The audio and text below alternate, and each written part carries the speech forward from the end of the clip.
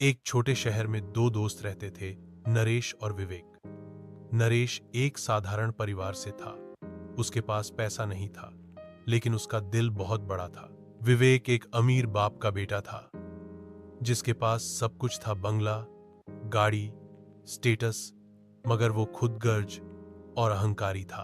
बचपन में दोनों अच्छे दोस्त थे, लेकिन जैसे जैसे उम्र बढ़ी, उनका नजरिया बदल गया। विवेक शहर चला गया, ऊंचे पद पर नौकरी करने लगा। वहीं नरेश गांव में ही रह गया और जरूरतमंदों की मदद करने लगा। कभी किसी के घर राशन पहुंचा देता, तो कभी बीमार बूढ़ों की सेवा करता। वक्त बदला और एक दिन बड़ी खबर आई। विवेक की कंपनी बंद हो गई, सारे पैसे डूब गए। जिस समाज में वो सिर उठाकर चलता था, वहां अब लोग उसकी हौंसी उड़ाने लगे। विवेक टूटा हुआ, शर्मिंदा और लाचार होकर गांव लौटा।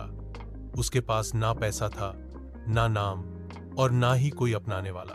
वो चुपचाप बैठा था एक चौराहे पर, जब किसी ने उसके कंधे पर हाथ रखा।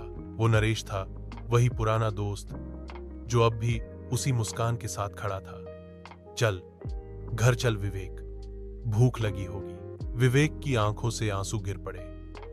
उसने कहा, अब मेरे पास कुछ नहीं है नरेश, मैं तेरे लायक नहीं रहा। नरेश ने उसका हाथ पकड़ लिया और बोला, तू दोस्त है विवेक, तेरा धन गया है, तू नहीं। और तू अब वो चीज सीखने आया है जो तुझे कभी समझ नहीं आई, दिल का धन। नरेश ने उसे अपने साथ रखा, काम सिखाया और खुद के साथ समाज सेवा में लगाकर दोबारा जीने की राह दिखाई। कुछ महीनों बाद एक इंटरव्यू में रिपोर्टर ने पूछा, अब तो आपके पास कुछ नहीं बचा, फिर भी आप मुस्कुराते हो, क्यों?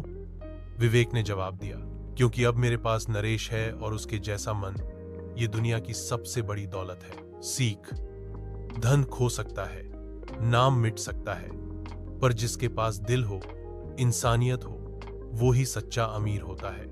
आज के स्वार्थी समय में अगर कोई बिना मतलब तुम्हारा साथ दे, तो समझ लो उसने तुम्हें नहीं, तुम्हारी आत्मा को अपनाया है।